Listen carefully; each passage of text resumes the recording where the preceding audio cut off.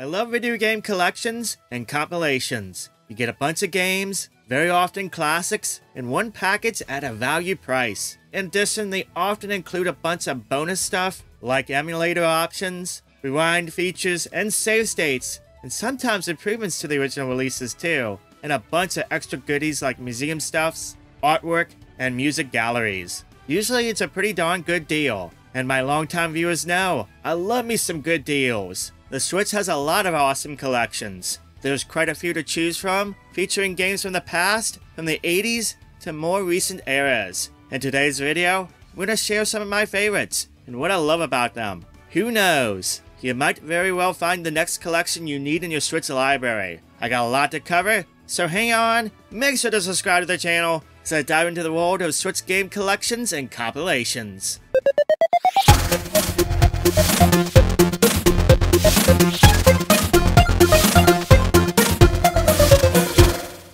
One of the very first collections available for the Switch, and quite possibly one of the best, was the Street Fighter 30th Anniversary Collection. For a Street Fighter fan, or even a normal fighting game fan, this is a must-own collection, featuring 13 games, covering many different versions of Street Fighters 1 through 3, and the Alpha games. You can do no wrong here. This collection includes save states, the ability to adjust game difficulties, and map buttons with ease. 4 of the games include online gameplay too, and there's a bunch of museum mode goodies. The Switch version might be the best one too, as it includes bonus features like Super Street Fighter 2 The Tournament Battle being exclusive, and 8-player tournament mode for Super Street Fighter 2 that can be played with 4 consoles. Fun fact, for any new controller I get for the Switch, I always use this collection as one of my tests to see if it passes. If the D-pad can't pass the Street Fighter test, then it's no good to me. Recently, we were blessed with a sequel of sorts in the Capcom Fighting Collection. This collection includes every arcade release in the Darkstalkers series, including the 2 that were Japanese exclusive. In addition, there's the Pocket Fighter games, Super Puzzle Fighter 2 Turbo, and Super Jam Fighter Mini Mix. There's the fighting mech game Cyberbots Full Metal Madness, which I have a copy for my Sega Saturn. That's a pretty fun fighter. Street Fighter is here with Hyper Street Fighter 2 Anniversary Edition, a updated version of Street Fighter 2 that features fighters from across all versions of Street Fighter 2. Finally, there's Red Earth, which gets its first console release. That's a really neat RPG fighting game. It's a little bit of a deeper cut, but oh man, this collection is sweet. Again, a lot of the features from the first collection, difficulty options, ability to switch versions between the US and Japanese versions, museum goodies, and more are here. If you love fighting games, you need this too for the Switch.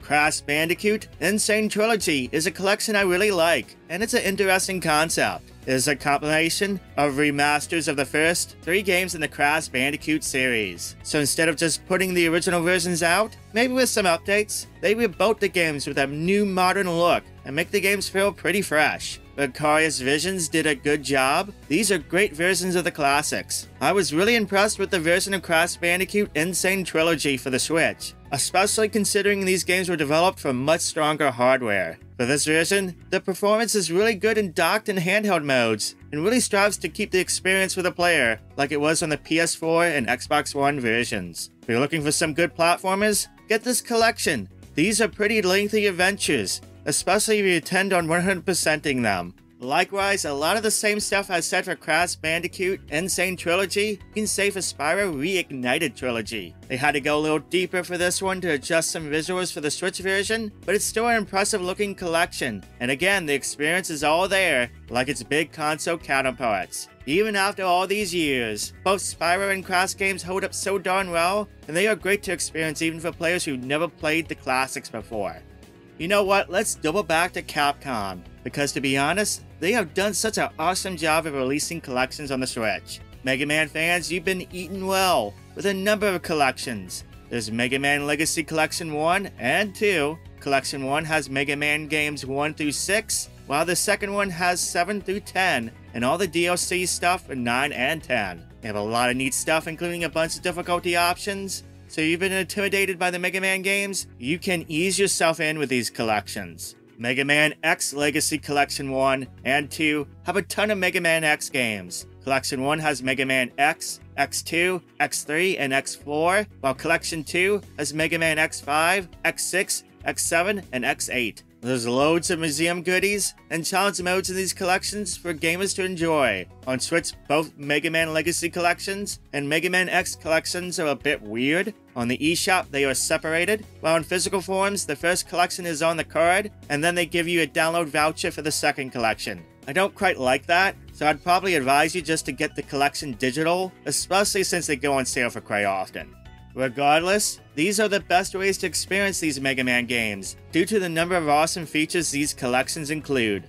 Finally, there's the Mega Man Zero ZX Legacy Collection. This collection includes all 4 Mega Man Zero games from the Game Boy Advance, in addition to the ZX Nintendo DS games. These games are pretty notorious for their difficulties, even more so than the other Mega Man games, so it's nice to see a lot of features here, including the Save Assist modes, and casual playthrough modes for newer and younger gamers. Don't worry though, there's a lot of challenge modes here to enjoy too, and of course plenty of museum goodies. It's a pretty sweet collection and one I didn't expect to happen. Glad to have this one in my collection. And speaking of Capcom stuff, I'll be streaming on this channel later this week. In fact, it's actually tomorrow. I'll be live with the launch of Monster Hunter Rise Sunbreak for the Nintendo Switch. I'll be playing with members of the Discord, and hopefully viewers too. This starts at 9 PM Eastern Time. Additionally, I'll be streaming Friday here as well, at 10 PM Eastern Time. I'm going to be doing some eShop code giveaways too for viewers, so you definitely want to stop on by. I'll have the details for all that down below in the comments. Anyway, moving on, there's a lot more game collections I love on the Switch. For FPS fans, 2K has you covered. Borderlands collection includes Borderlands Game of the Year Edition, Borderlands 2, and Borderlands the Pre-Sequel, as well as a ton of DLC and add-ons for the games. This is one packed collection that will provide a ton of gameplay. BioShock the collection is also pretty darn good. This includes BioShock Remastered, BioShock 2 Remastered, and BioShock Infinite the Complete Edition. Both collections are excellent on the Switch, both in docked and handheld modes, and they will provide you hours and hours of fun. You can buy both of these collections separate on the eShop, but since they go on sale for so often, it's just the best value to buy them in these collections to save some bones. Konami is another publisher who's done well in collections of classic games on the Switch. There's a Castlevania Anniversary Collection that has Castlevania for the NES, Castlevania 2 Simon's Quest, Castlevania 3 Dracula's Curse, Super Castlevania 4, the first 2 Castlevania Game Boy games, Castlevania Bloodlines, and the never released in English before Kid Dracula. Meanwhile, the Contra Anniversary Collection has the arcade versions of Contra, Super Contra, Contra on NES, Contra from the Famicom, Super C, Contra 3 The Alien Wars, Operation C, Contra Hard Corps, Super Pro Protector Alien Rebels, and Pro Protector.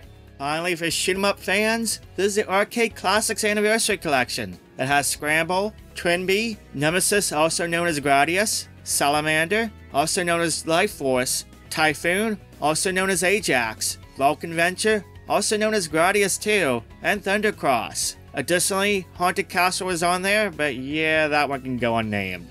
Each collection has lots of games for the MSRP price of just $19.99, and they are good values for fans of those types of games. Finally, Konami released last year the Castlevania Advance Collection, which just might be my favorite. This includes all 3 of the Game Boy Advance Castlevania games, and the SNES game Dracula X. Those 3 Game Boy games are some of the best this series has to offer, and some of the best games ever released for Nintendo's classic handheld. And this one is just $19.99 too. Definitely pick this up if you love Metroidvania games. Now, I've talked about collections I love, but there's one I really don't care for on the Switch, and it might surprise you, but I'll explain why. This is one I'm sure I'm going to get asked about, so it's best to get it out in the open. I don't really care for the Sega Genesis Classics collection. Now, it does have 50 games, and I admit, that's a lot. It is a lot. And as someone who's played the Sega Genesis, and a lot of collections for that, and a lot of the retro games over the years, and admittedly is a bit of a Sega Genesis fan, the emulation in this collection is really lacking. It's subpar. There's even some noticeable button lag, which is really disappointing. To a casual user, you may not notice this, but for me, I noticed it right away, and it really annoys me about this collection. The Sonic's Ultimate Genesis Collection that was released years prior for the PS3 and Xbox 360 is just better overall, includes a much stronger lineup of games and features, and much better emulation overall. I love that collection, it's one of the best ever made. So yeah, I don't really care for Sega Genesis Classics Collection on the Switch. It's a shame, it's just really lacking. Now there's way more collections than these ones I've talked about today. There's a lot more. This is just the tip of the iceberg. So there's going to be at least one more video on the subject on this channel very soon. In the meantime, share what is your favorite collection on the Switch. Share that in the comments down below. I'm looking forward to reading those. If you liked the video, make sure to give it a thumbs up, and if you haven't done so yet, make sure to subscribe to the channel and hit that bell button so you never miss a single upload. Shout out to the channel members and Patreon members of this channel. Thank you for your support. If you're looking to become a member of either one, just note it's incredibly cheap to join, and it helps out this channel greatly. Plus you get some nice perks. Anyway, that's all I have for today. Go play some video games. Thank you for watching, thank you for subscribing, have a wonderful day, and I'll catch you next time.